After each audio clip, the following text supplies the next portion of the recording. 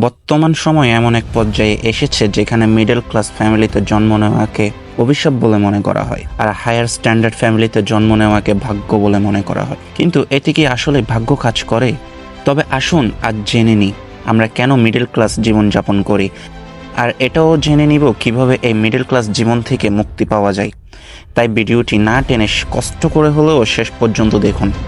আমরা কেন middle class জীবনযাপন করি, এর পিছনে কারণগুলো কি কি, মিডল ক্লাস মাইন্ডসেট থেকে কিভাবে মুক্তি পাওয়া যায়। মিডল ক্লাস জীবনযাপনের মেইন কারণ হলো আমাদের মাইন্ডসেট সঠিক না, এবং আমাদের জীবনের কোনো ফিক্স গোল নেই। আমরা নিজেরাই জানি না যে আমরা জীবনে কি অ্যাচিভ করতে চাচ্ছি, কারণ আমাদের সেই মাইন্ডসেটটাই নেই। একবার রবার্ট কিওসাকি থেকে জিজ্ঞেস করা হয়, আপনি গরিব মানুষদের এত ঘৃণা কেন করেন? তিনি উত্তরের জবাব দেন, আমি গরিবদের ঘৃণা করি না, আমি ঘৃণা করি তাদের পুয়ার মাইন্ডসেটকে। এই পুয়ার মাইন্ডসেটের 7টি পয়েন্ট আছে, চলুন জেনে আসা যাক। Blame game. পুয়ার মাইন্ডসেট মানুষ ব্লেম গেম খেলতে অনেক পছন্দ করে। তারা ছোট বড় সবাইকে কারণে অকারণে একে অপরকে ব্লেম করতে থাকে। উদাহরণস্বরূপ বলা যায়, আমি বেশি টাকা পয়সা কামাতে পারছি না কারণ আমার বাবা মা গরিব। আমার কাছে নেটওয়ার্ক না থাকায় আমি বিজনেস বিল্ড করতে পারছি না। ওর ভাগ্য কত ভালো, সে বড়লোক ঘরে জন্ম নিছে, আর আমার ভাগ্য কত খারাপ। আসলে এভাবে কখনো ব্লেম করা উচিত নয়। আমাদের উচিত আমাদের জীবনের সমস্যাগুলো খুঁজে বের করা এবং তা সমাধানের জন্য অ্যাকশন নেওয়া।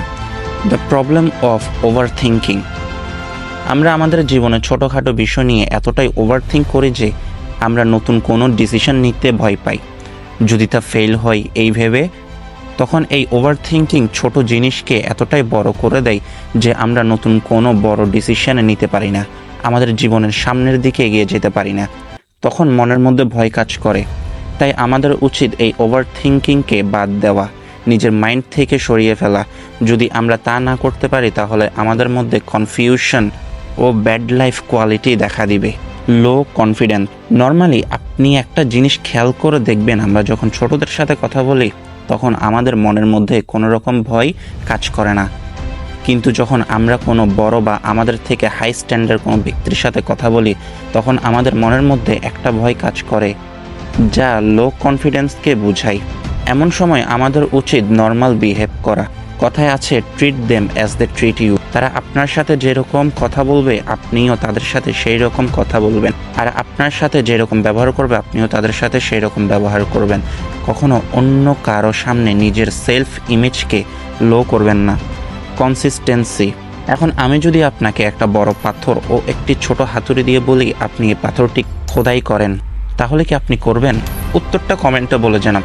আমি জানি আপনি তা করবেন না। এত বড় পাথরকে একটি ছোট হাতুড়ি দিয়ে কে বা খোদাই করতে যাবে? আর ছোট হাতুড়ি দিয়ে এত বড় পাথর ভাঙা অসম্ভব, আর এত বড় পাথরকে ছোট হাতুড়ি দিয়ে ভাঙা অসম্ভব বলে মনে হবে আপনার। তবে আমি যদি বলি আপনার এই ধারণাটা একদমই ভুল।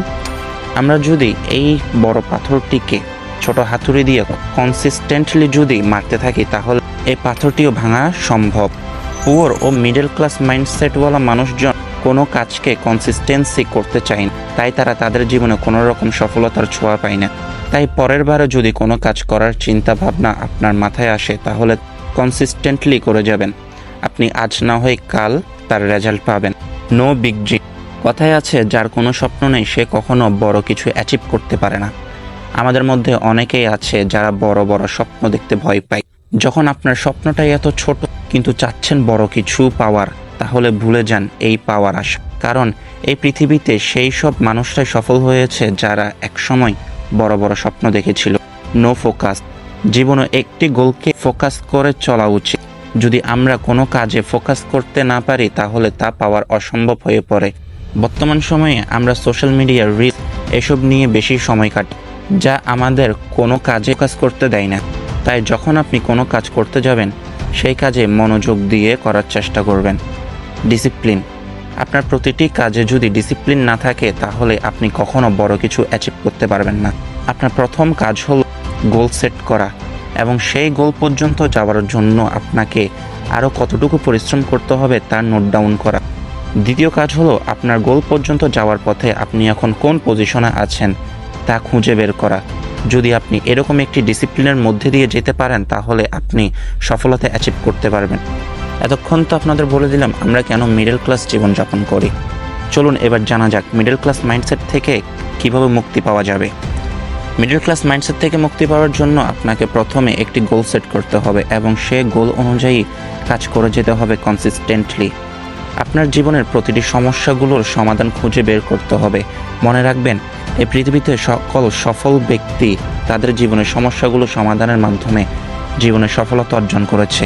নিজের জীবনের সমস্যাগুলো সমাধানের পাশাপাশি তারা চিন্তা করেছে তাদের সমাজ, শহর এবং পৃথিবীর সমস্যাগুলো সমাধান করার কথা।